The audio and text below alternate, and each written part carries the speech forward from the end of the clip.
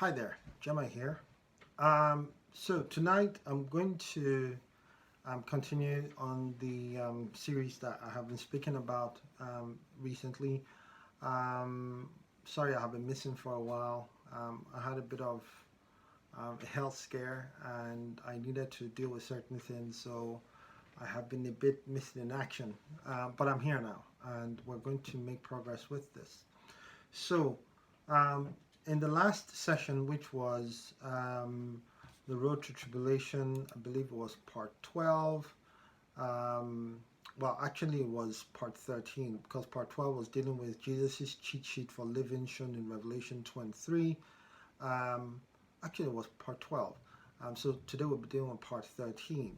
And this has to do with the church at Smyrna. So previously we were talking about the church at Ephesus, how that they seem to be doing a lot of things right. In fact, they were doing a lot of things right. Jesus commended them on the things they were doing, but they got one thing wrong, and that was the fact that they had neglected their first love. And if you look in the previous video, you'll see what I was explaining then. Now, just before I go into the church at Smyrna, I wanted to reiterate the reason why I'm going through these churches.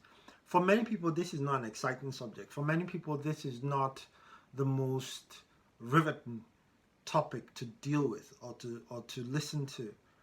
But it is important that we understand, or we at the very minimum, um, start. If you hear any rummaging there, it's the cat trying to eat.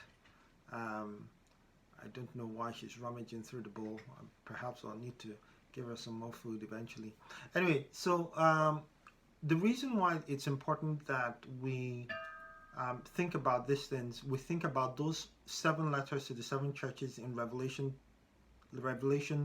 chapters 2 and 3, is because Jesus is essentially painting a picture of what he likes and what he doesn't like, what he expects of us and what he doesn't expect of us. Many people just assume, or many people have this idea at the back of their minds, that fundamentally the Christian life is all about avoiding sin as much as you can. Avoid sin as much as you can. Avoid the lying, the stealing, breaking of any of the 10 commandments, and so on. What we don't realize is that the Christian life is far more nuanced than that. The Christian life is, there's a lot more that God expects of us than just that. Even if you lived your life without, quote unquote, committing what would be described as the common sins, whether it's lying, stealing, envy, covetousness, adultery, fornication, sexual immorality of any kind, dishonesty of any kind, profanities of any kind.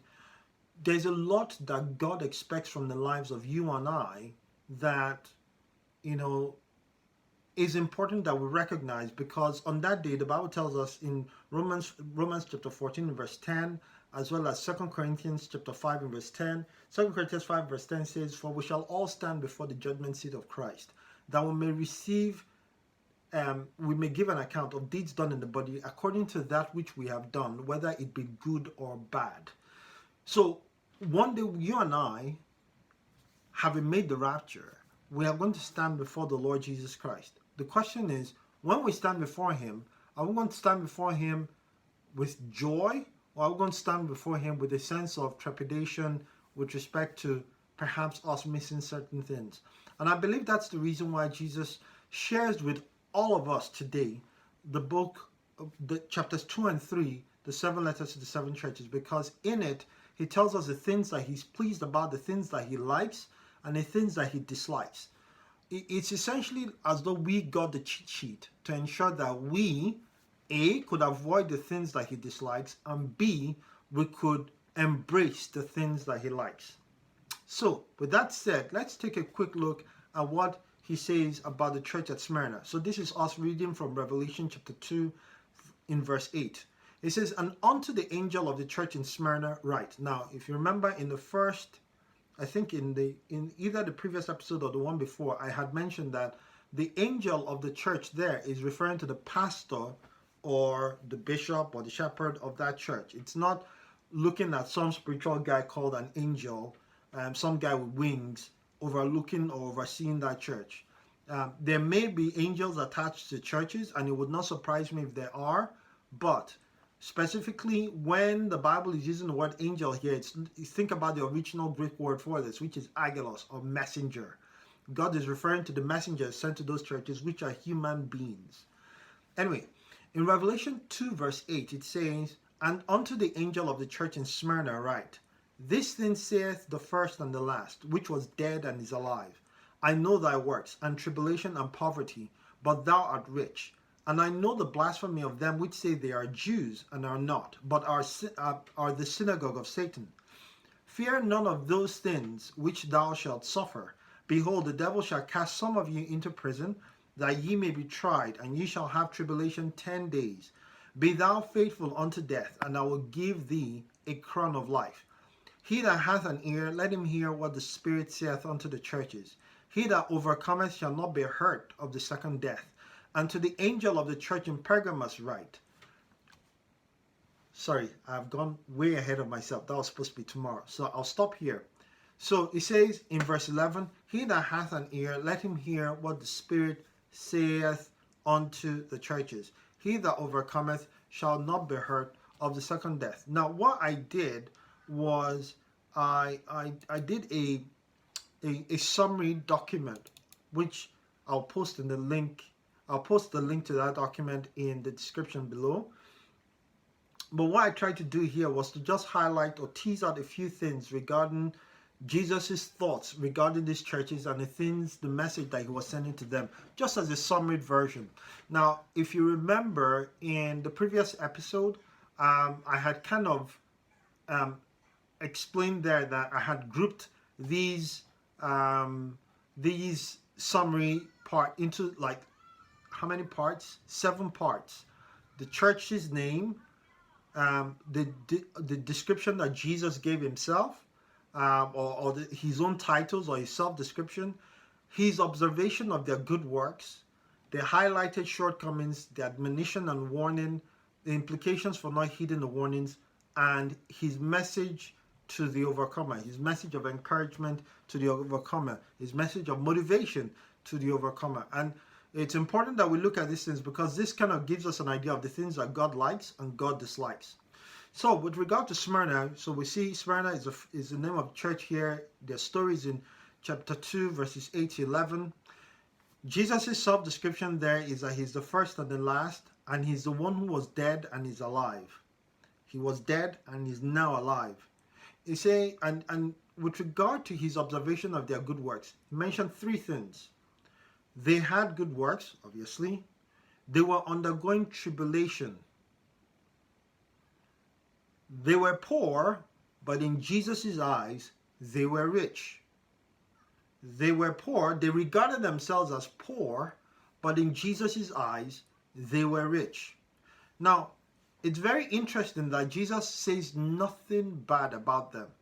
I mean, with the Ephesian church, with all the 7 good things that were mentioned with respect to them, Jesus mentioned one thing that was wrong. He says they forsook their first love, protos agapao. With regard to the church at Smyrna, there was nothing wrong. At least nothing that Jesus mentioned that was wrong. Now, think about it. If there was something wrong, Jesus would have highlighted it. Why? Because he wanted these churches to be the best possible. And when I say the best possible, I don't mean in comparison to other churches. I'm talking about best possible in the context of their presentation before the Lord on that day that the Bible describes in 2 Corinthians chapter 5 and verse 10. Now, what's his admonition and warning to the church at Smyrna? He says, "Fear none of those things which you shall suffer. Behold, the devil shall cast some of you into prison, that you may be tried. You shall have trouble for 10 days. Now, I believe specifically these 10 days was speaking with respect to the things that they were going to experience back then. But in general, the same message still applies, that we should not fear the things that we are going to suffer. You and I, while we remain in this world, until Christ comes back, we are going to suffer many different kinds of things. And Jesus is saying, do not fear those things which you will suffer. He then goes on to say, to the overcomer, he says, be faithful unto death. and you shall receive a crown of life. Be faithful unto death, and you will receive a crown of life. In other words, be faithful until the end of your journey in this world. Be faithful until the end of your story in this world. Be faithful until the end of your pilgrimage in this world. It says, he that overcomes shall not be hurt of the second death. The second death is described much later in the book of Revelation as the time when these individuals whose names are not found written in the book of life have themselves cast into the lake of fire. I used to call it the lake of burning fire. It took me a while to catch on to the fact that I was calling it the lake of burning fire. It's called the lake of fire. Right. So there it is. There is a quick summary of the second letter to the church at Smyrna. I'll stop here, and tomorrow I'll be back with something about Pergamos. All right? Take care of yourselves. Bye. Listen, P.S. I know this does not sound like the most interesting thing you would have ever listened to, but I beg you, for the love of God, take it seriously, because this is Jesus essentially laying out for us the blueprint of the life that he expects us to live. When you look at everything, Christ's observations of the good works for all the 7 churches put together, and the highlighted shortcomings of all the 7 churches put together, regardless of where they locate themselves in that arena, it gives you a bit of an idea of what he expects from you in terms of what you do and what you don't do, what you think and what you don't think. Take care of yourselves. God bless you.